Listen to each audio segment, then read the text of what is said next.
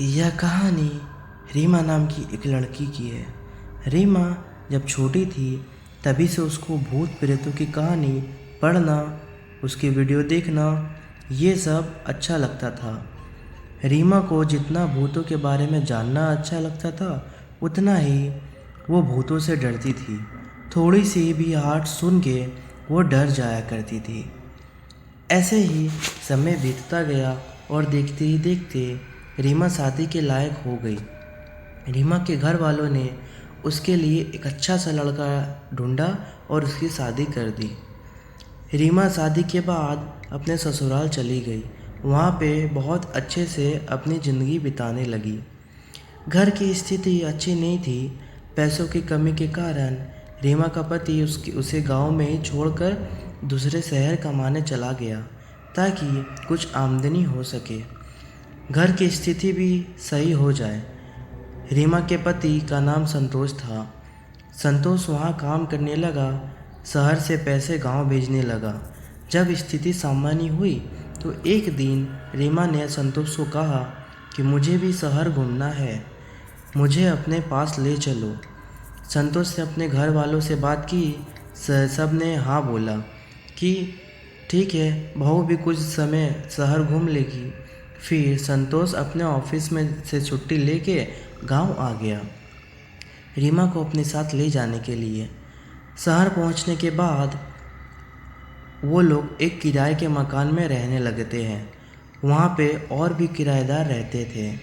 वहीं रीमा की दोस्ती पड़ोस में रहने वाली सुमन नाम की एक लड़की से हुई। कुछ दिन अच्छे से बीतने के बाद एक रात को किसी आदमी की दर्द भरी आवाज़ चिल्लाने की सुनाई दी। ये सुन के डर के मारे रीमा उठ गई और अपना वहम समझ के फिर से सोने चली गई। उसके बाद हर रात ऐसा सिलसिला चलता रहा। फिर एक रात रीमा ने संतोष को ये बात बताई।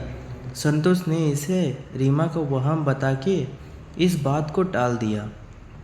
एक रात संतोष काम के सिलसिले में बाहर गया हुआ था और रीमा उस रात घर पे अकेली सो रही थी। तभी अचानक उसके पलंग के पास एक परछाई आके खड़ी हो गई और रीमा का नाम पुकारने लगी, रीमा रीमा।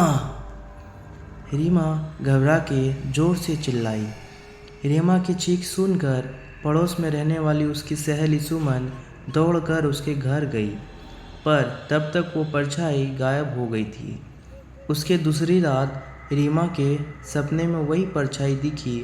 उस परछाई ने सपने में बताया कि उसकी अस्थियाँ इस कमरे के नीचे दफन है, उनको बाहर निकाल के मुक्त करो।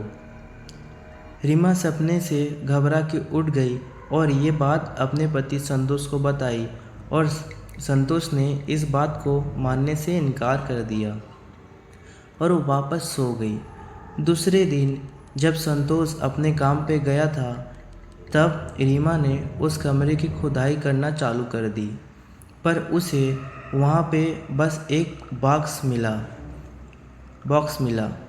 रीमा ने जैसे ही उस बॉक्स को खोला, उससे तेज आवाज़ के साथ साथ एक काला साया निकला।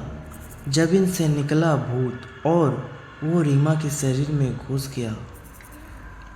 तभी से रीमा की ज़िंदगी बिल्कुल नर्क हो गई। रीमा ने सब से बात करना बंद कर दिया। बार बार उसे नशा करने का मन करने लगा। कितनी भी खाना खा लो उसका पेट भरता ही नहीं था। ये सब देख के संतोष परेशान होने लगा। जब रीमा ने खुद को मारने की कोशिश की तब संतोष अपनी नौकरी छोड़ के उसे अपने गांव ले गया। वहाँ पे भी रीमा ने वही हरकतें चालू कर दी। रीमा के सास ससुर को इस बात का अंदाज़ा हो गया था कि वो किसी भूत प्रेत के वश में है, इसलिए उन्होंने रीमा के दरगाह पे ले गए और वहाँ पे एक बाबा ने रीमा के अंदर से उस भूत को निकाला और उसके हाथ में एक धागा बांध दिया।